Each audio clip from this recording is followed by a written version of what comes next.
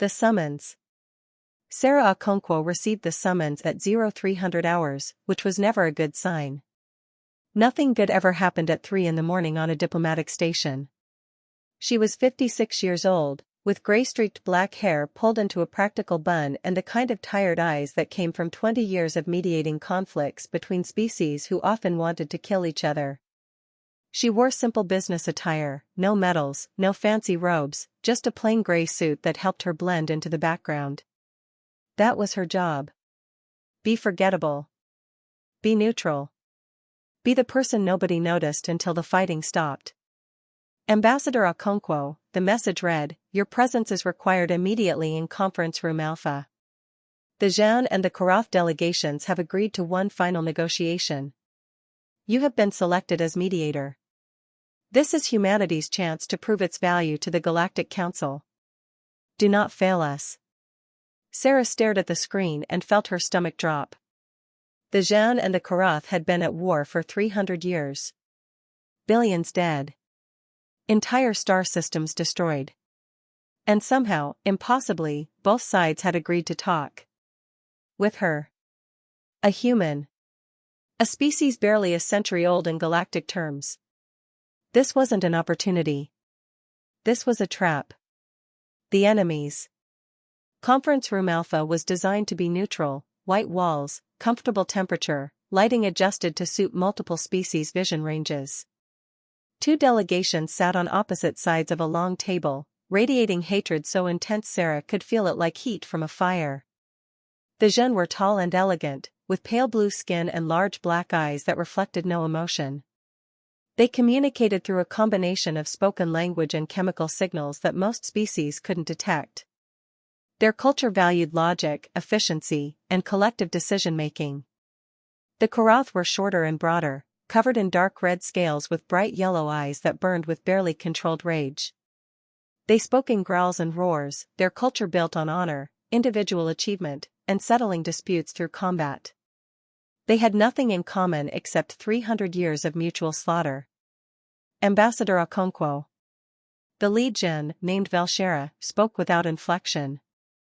We have agreed to this negotiation as a courtesy to the Galactic Council. We do not expect success. The Karath are incapable of rational discourse. The Zhen are cowards who hide behind logic. The lead Karath, War Chief Grath, slammed his fist on the table. They speak of peace while building weapons in secret. We build defensive systems because you continue attacking our borders. Because you stole our colony worlds 300 years ago. That territory was legally acquired through. Enough. Sarah's voice cut through the argument like a blade. Both delegations fell silent, staring at her in surprise. Humans rarely shouted. It was considered uncivilized. Sarah took a breath and spoke more calmly. Gentlemen, ladies, honored representatives. I understand you have grievances. I understand you have history. I understand you hate each other. But I need you to understand something too. She pulled up a holographic display showing casualty statistics. Numbers so large they were almost meaningless. In the past 300 years, 47 billion Zhen have died in this war. 39 billion Karath. Hundreds of billions more displaced, traumatized, living in fear. And for what? Territory that's been destroyed by the fighting? Pride? Honor? Logic? She looked at each delegation in turn. I don't care about your logic or your honor. I care about stopping the dying. So here's what's going to happen. We're going to sit in this room until we find something, anything, that you both want more than you want to kill each other. And we're not leaving until we do. The method. What followed were the longest 2 weeks of Sarah's life. She didn't try to make them friends. She didn't try to make them understand each other. She did something simpler and harder, she made them see each other as people. Tell me about your home world, she said to Valshera on day 3. The Zhen was confused. This is not relevant to negotiations. Humor me. Slowly, reluctantly, Valshera described Shin Prime. The Crystal Gardens. The Singing Towers. The libraries that held 10,000 years of accumulated knowledge. The beauty of sunrise over the quantum seas. And you, War Chief Graf. Tell me about Karath. Graf described volcanic mountains. Honor duels fought at dawn. The taste of victory wine. Children learning to fight before they could walk. The pride of a warrior culture that had never surrendered. Sarah listened. Just listened. And made them listen to each other. You both love your homes, she observed. You're fighting to protect them. We fight because they attack us. Graf roared. We defend ourselves because they attack us. Belshera countered. Yes, Sarah said calmly. You're both defending yourselves. You're both protecting what you love. You're both terrified of losing everything. You have that in common. The room went quiet. That's not, Belshera started. We're nothing alike. Graf insisted. You're exactly alike, Sarah said. You're both willing to die for your people. You're both fighting for survival. You both think you're the victims and they're the aggressors. And you're both right. And you're both wrong. She pulled up more data. The war started over colony rights to the Theta system. Do you know what's left of Theta now? Nothing. You destroyed it completely. You're not fighting over territory anymore. You're fighting over the memory of territory. You're fighting because you've been fighting for so long that you've forgotten how to stop. The crisis. On day 9, everything fell apart. A Karath warship attacked a Jin supply convoy just outside the neutral zone. 30 Jin died. Graf's delegation received word and cheered. Belshera stood up, her usually emotionless face showing something that might have been grief or might have been rage. This negotiation is over. The Karath cannot be trusted. We will respond with appropriate force. Appropriate force? Graf laughed. Finally, you show your true nature. You speak of peace while planning war. We did not attack your convoy. No, you just manufactured this excuse to restart the conflict on your terms. Stop. Sarah shouted again. But this time, they didn't listen. The Jin will never negotiate in good faith. Graf declared. This proves it. The Karath are animals who only understand violence. Belshera countered. This proves it. They walked toward the doors. The negotiation was ending. The war would restart. And Sarah had failed. She did the only thing she could think of. She stood in front of the door and refused to move. Ambassador Okonkwo, step aside, Belshera said coldly. No. This is not your decision to make, Graf growled. You're right. It's not. Sarah stood her ground. But I'm a human. We're stubborn. We're also stupid enough to think we can change things that everyone else has given up on. So I'm not moving. Not until you hear what I have to say. We have nothing more to say to each other, Belshera said. Then listen to what I have to say. Sarah's voice was steady despite her pounding heart. That attack? It wasn't authorized by either of your governments. I've been monitoring both your military communications. Someone else attacked that convoy. Someone who wants this negotiation to fail. Both delegations froze. You're lying, Graf said, but he sounded uncertain. Check your own records. Both of you. Sarah pulled up encrypted military communications. Someone's been feeding false intelligence to both sides for months. Making you think the other is planning attacks. Manufacturing incidents to keep the war going. Who? Belshera demanded. I don't know yet.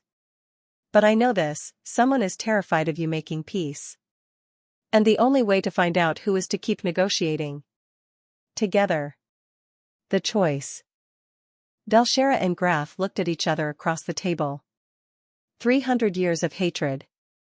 Billions of dead. Every reason to believe the worst of each other. If this is true, Belshera said slowly, then we have both been manipulated. If this is true, Grath echoed, then someone has been profiting from our war. Yes, Sarah said. And they're counting on you being too proud, too logical, too committed to your hatred to figure it out. They're counting on you choosing war over truth. She stepped away from the door. So choose. Walk out and restart the war. Or stay and find out who's been playing you both for fools. The investigation. They stayed. Over the next 3 days, Sarah worked with both delegations' intelligence officers, cross-referencing military communications, analyzing attack patterns, tracing financial transactions. What they found was disturbing. Someone had been manipulating both sides for decades. False flag attacks. Manufactured intelligence. Strategic misinformation designed to escalate conflicts at critical moments. Every time peace talks got close to succeeding, something would happen to derail them. The pattern is clear, Velshera said, her chemical signals indicating deep thought. But the source is hidden.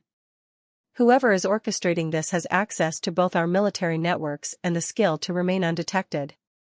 It has to be someone with resources, Grath added, his rage now directed at this new enemy. Someone who benefits from our war continuing. Sarah stared at the data, her mind racing.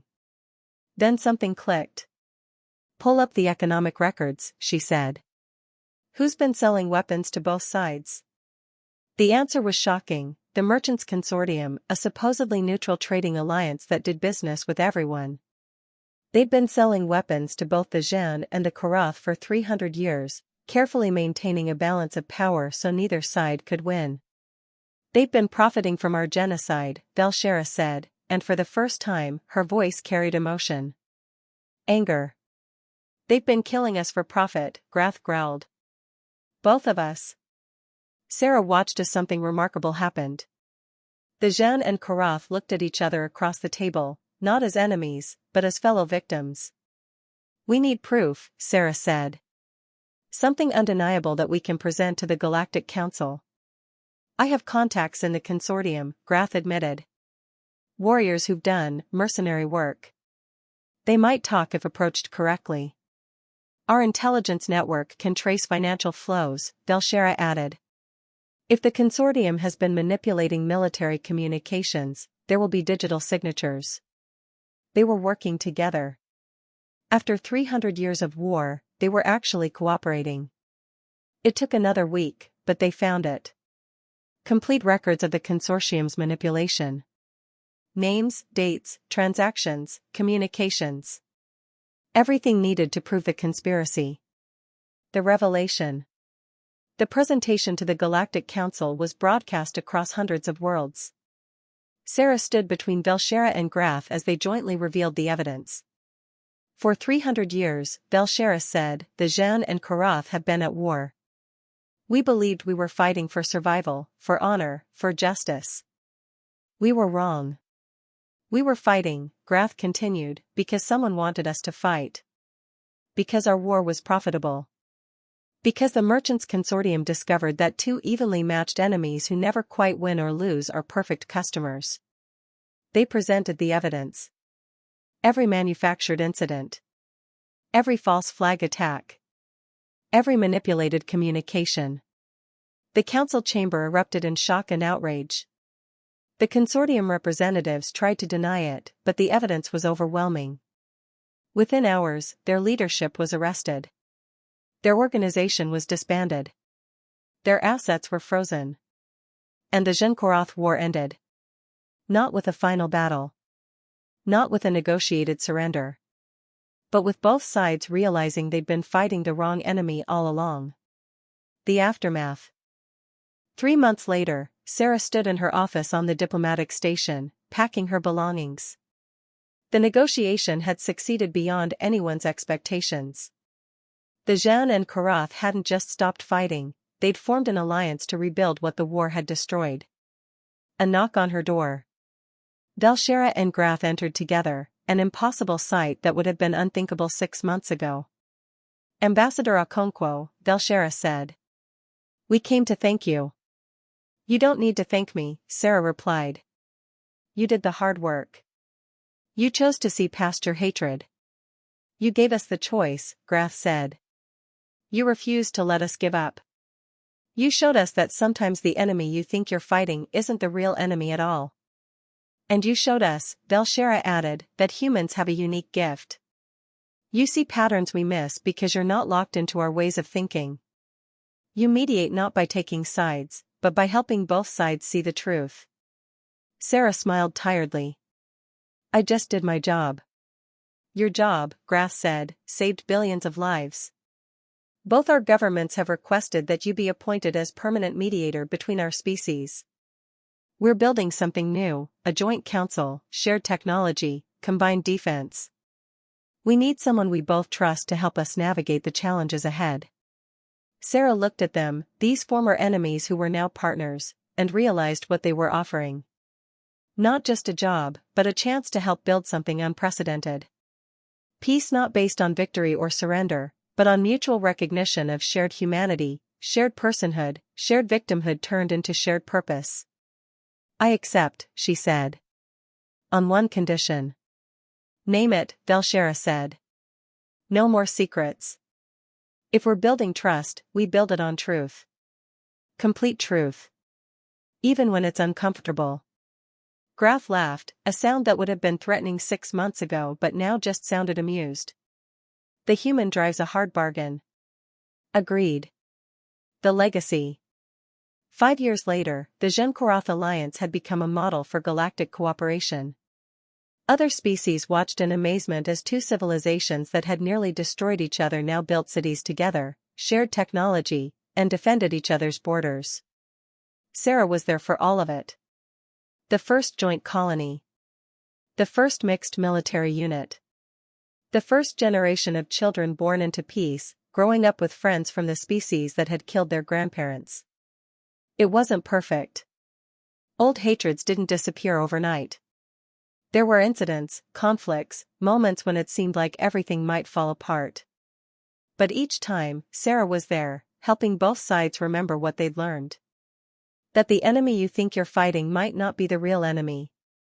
That sometimes the only way forward is to admit you were wrong. That peace isn't about winning, it's about choosing to stop fighting. One evening, Sarah stood on an observation deck overlooking a joint Zhenkorath space station. Below, both species worked side by side, building something that would have been impossible a decade ago. Velshera joined her, as did Graf. They'd become something like friends over the years, bound by the shared experience of ending a 300-year nightmare. The Council wants to know your secret, Velshera said. How did one human succeed where thousands of other mediators failed? Sarah thought about it. I didn't try to make you friends. I didn't try to make you understand each other.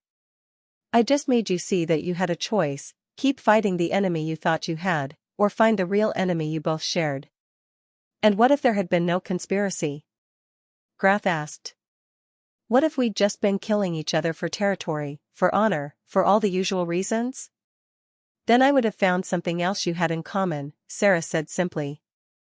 Because no matter how different species are, we all want the same basic things. Safety. Purpose. Hope for the future.